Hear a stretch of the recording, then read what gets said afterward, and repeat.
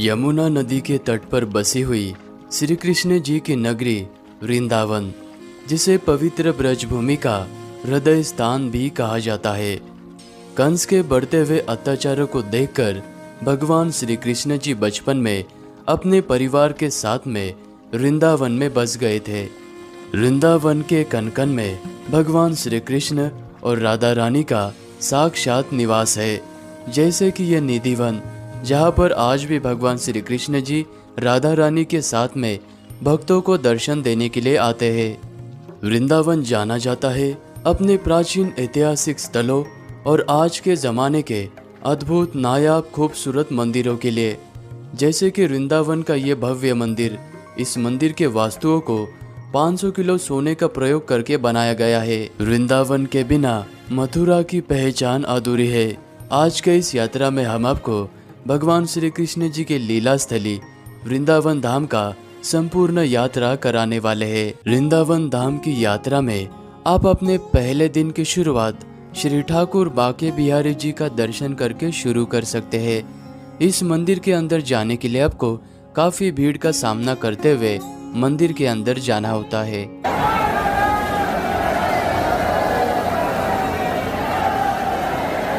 श्री स्वामी हरिदास जी ने 12 साल निधिवन में तपस्या करके ठाकुर जी को अपने मन से प्रकट किया था। इसलिए इस मंदिर के गर्भगृह में आपको राधा और कृष्ण के मिलित अवतार में श्री ठाकुर बाके बिहारी जी के दर्शन होते हैं। बाके बिहारी जी के मंदिर से मात्र 5 मिनट के दूरी पर पहाड़ी के टीले पर बना हुआ यह वृंदावन का सबसे प्राचीन और सबसे पहले बना हुआ मदन मोहन मंदिर। इस जगह पर मंदिर बनने से पहले गोस्वामी महाराज जी नन्हे से मदन मोहन जी के साथ में अपने कुटिया में रहकर उनकी सेवा करते थे और पूरे दिन भर भजन किया करते थे। रामदास खत्री नामक व्यापारी की नाव यमुना नदी के तट पर फंस चुकी थी। तब उन्होंने 5 साल के नन्हे से मदन मोहन जी को प्रार्थना करके अपनी नाव बाहर निकाली।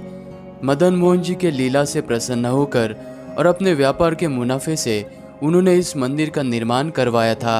और इस मंदिर के गर्भगृह में वर्तमान में मदन मोहन, ललिता सखी, चैतन्य महाप्रभु, नित्यानंद जी विराजमान है। यह मंदिर सुबह 7 बजे से लेकर रात के 9 बजे तक खुला रहता है और इस जगह पर भगवान जी के दर्शन दोपहर को 12 बजे से लेकर शाम के 4 बजे तक बंद रहते हैं। तो इस बात को आप जरूर याद रखना। वृंदावन की कुंज गलियों से चलते हुए अभी हम राधा वल्लभ लाल जी के मंदिर में पहुंच चुके हैं। और इस मंदिर का निर्माण श्री हित हरिवंश महाप्रभु जी ने आज से 500 साल पहले करवाया था। तब इस जगह पर बहुत ही घना जंगल हुआ करता था और जब हम मंदिर के भीतर पहुंचे तो यहाँ पर हमें आरती में शामिल होने का मौका मिला।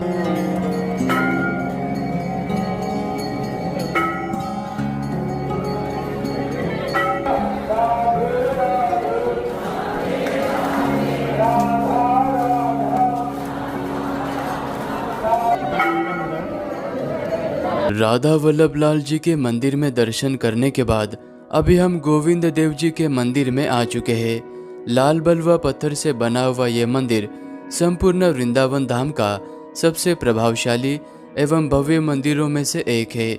आमेर के राजा मानसिंह जी ने इस मंदिर का निर्माण 1590 में करवाया था। 1590 के जमाने में यह मंदिर 7 मंजिल का बहुत ही भव्य मंदिर हुआ करता था और इस मंदिर के गुंबद पर त्योहारों के समय में 50 किलो घी से दिया जलाया जाता था, जिसकी रोशनी आगरा तक दिखाई देती थी।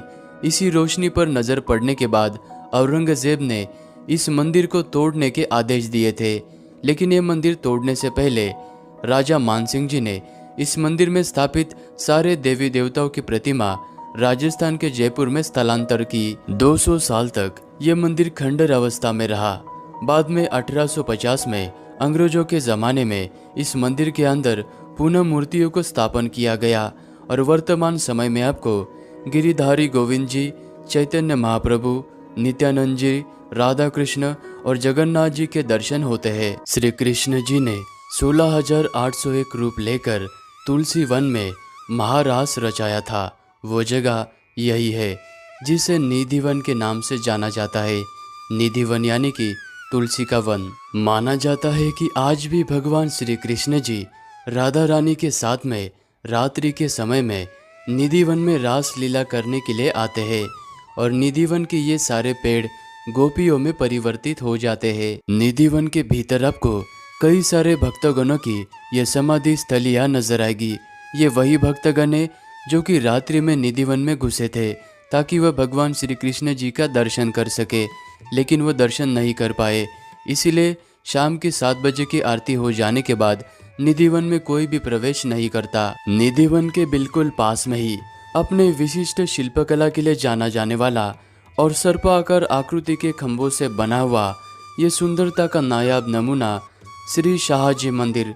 इस मंदिर का निर्माण चैतन्य महाप्रभु के परम भक्त लखनऊ के सेठ कुंदलाल शाहजी ने इस मंदिर का निर्माण 1835 में करवाया था। सफेद मकराना पत्थर से बने हुए इस मंदिर के गर्भगृह में श्री ठाकुर राधा रमन जी विराजमान है। वृंदावन में दोपहर के समय में सभी मंदिरों के दर्शन बंद हो जाते हैं। तब आप उस समय में श्री कृष्ण जी की लीला स्थलियों में से एक स्थली यानी कि इस केसी घाट पर आ सकते हैं।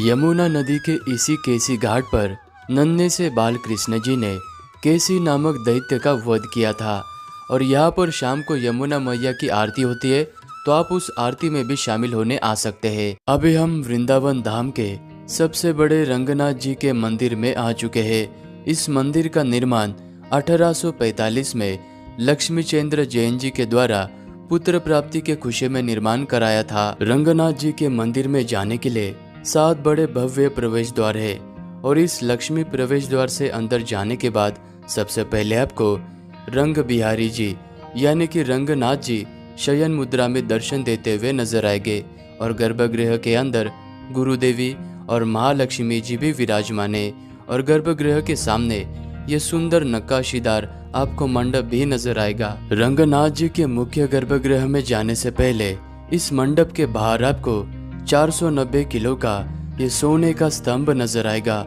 और इस मंडप में खड़े होकर आपको बहुत ही दूर से भगवान जी के दर्शन करने होते हैं।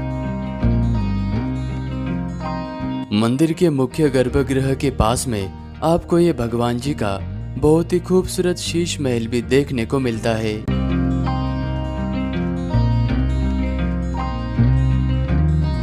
वृंदावन धाम में शाम का समय होते ही वृंदावन में स्थित सभी भक्तगण इस प्रेम मंदिर में आना पसंद करते हैं, क्योंकि शाम के समय में यहाँ पर लेजर लाइट्स की वजह से ये मंदिर बहुत ही खूबसूरत नजर आता है। श्री कृष्ण जी के परम भक्त जगत गुरु कृपालुदास महाराज जी ने इस प्रेम मंदिर का निर्माण कराया था। इटालियन मार्बल से बना हुआ ये मंदिर 150 करोड़ के लागत से बना हुआ है और इस मंदिर में आपको श्री कृष्ण जी की झांकियाँ, बहुत ही खूबसूरत उद्यान और मंदिर के अंदर राधा कृष्ण जी विराजमान है और इस मंदिर में आप शाम के समय में ही आना। शाम को यह मंदिर 4 बजे से लेकर रात के 8 बजे तक भक्तों के लिए खुला रहता है। वृंदावन की यात्रा में मैंने अपने दूसरे दिन की शुरुआत शिवजी के इस गोपेश्वर महादेव के मंदिर से की। शिवजी ने महाराज देखने की लालसा से यमुना मैया के आशीर्वाद से गोपी का रूप धारण करके वो महाराज देखने के लिए चले गए थे। अगर आप वृंदावन आते हो और गोपेश्वर महादेव जी का दर्शन नहीं करते हो तो आपके वृंदावन की यात्रा अधूरी मानी जाएगी। तो यहाँ पर भी आप दर्शन जरूर करना। मेरे पीछे आप ये जो चंद्रोदय मंदिर देख रहे हो, यहाँ पर अभी हमने दर्शन किए और दर्शन बहुत ही प्यारे हुए। मेरे पास कहने के लिए कुछ शब्द नहीं। और यह चंद्रोदय मंदिर प्रेम मंदिर से 4 किलोमीटर के दूरी पर स्थित है और इस मंदिर का निर्माण कार्य अभी भी चल रहा है। यह मंदिर बहुत ही बड़ा और बहुत ही भव्य बनने वाला है। चंद्रोदय मंदिर से 1.5 किलोमीटर के दूरी पर यह बहुत ही खूबसूरत प्रियकांत जू मंदिर स्थित है। इस मंदिर को लोटस टेम्पल भी कहा जाता है, क्योंकि इस मंदिर की आकृति खिले हुए कमल की तरह है और इस मंदिर को देवकी नंदन महाराज जी ने बनवाया था और इस मंदिर के गर्भगृह में बहुत ही प्यारे से राधे कृष्ण जी विराजमान है। तो यहाँ पर भी आप दर्शन जरूर करना। लोटस टेम्पल से मात्र 5 मिनट के दूरी पर वृंदावन धाम में स्थित आपको ये माँ वैष्णो देवी जी का मंदिर नजर आएगा और मंदिर के गेट से अंदर प्रवेश करते ही सीढ़ियों से चलते हुए सर्वप्रथम आपको माँ वैष्णो देवी जी के ये 141 फीट प्रतिमा के दर्शन होंगे और माँ वैष्णो देवी जी के पास में ही हाथ जोड़े हुए मुद्रा में हनुमान जी भी विराजमान हैं। माता वैष्णो देवी जी के प्रतिमा के ठीक नीचे बहुत ही खूबसूरत मंदिर बना हुआ है और इस मंदिर के गर्भगृह में आपको माता रानी के बहुत ही सुंदर दर्शन प्राप्त होते हैं और यहाँ पर मंदिरों के चारों दीवारों के ऊपर देवी देवताओं के बहुत ही खूबसूरत प्रतिमाएं लगी हुई है और इस मंदिर को पूरा बनने में 6 साल का समय लगा था और इस मंदिर के अंदर 9 देवियों की गुफा भी बनी हुई है और इस मंदिर का समय सुबह 6 बजे से लेकर दोपहर के 1 बजे तक और फिर शाम को 4 बजे से लेकर रात्रि के 8 बजे तक का है। अभी हम वृंदावन धाम में स्थित अपने दिव्यता और सुंदरता के लिए देश और विदेश में जाना जाने वाला श्री कृष्ण बलराम मंदिर में आ चुके हैं। इस मंदिर को अंग्रेजों का मंदिर या फिर इस्कॉन टेम्पल के नाम से भी जाना जाता है। इस मंदिर का निर्माण इस्कॉन सोसाइटी के द्वारा 1975 में करवाया गया था और इस मंदिर में आप सुबह 7 बजे से लेकर दोपहर के 1 बजे तक और शाम को 4 बजे से लेकर 8:30 बजे तक आ सकते हैं।